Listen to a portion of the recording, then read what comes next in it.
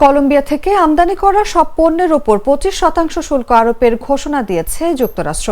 Colombian president Gustavo Petro নির্বাসিত অভিবাসীদের ফেরত আনা দুটি মার্কিন সামরিক প্লেনকে অবতরণে বাধা দেওয়ার পরই এই পদক্ষেপ নিয়েছেন যুক্তরাষ্ট্রের প্রেসিডেন্ট ডোনাল্ড ট্রাম্প। ট্রাম্প জানিয়েছেন এক সপ্তাহের মধ্যে এই শুল্ক 50% উন্নীত করা হবে।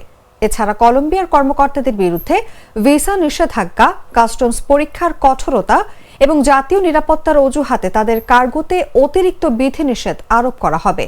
তিনি বলেছেন, এই ব্যবস্থাগুলো কেবল শুরু। আমরা কলম্বিয়াকে তাদের বাধ্যবাধকতা পালন করতে বাধ্য করব।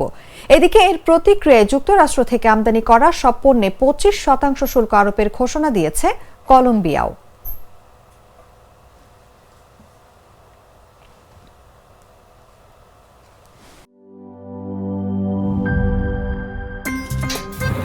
আমার একটা স্মার্ট সিদ্ধান্তে 25% গ্যাসের খরচ কমেছে। ভাবছেন কিভাবে?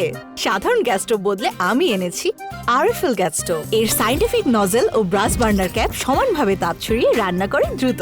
তাই গ্যাসও বাঁচায় 25%, টাকাও বাঁচে 25%। আরএফএল গ্যাস স্টোভ নিরাপদ ও গ্যাস সাশ্রয়ী।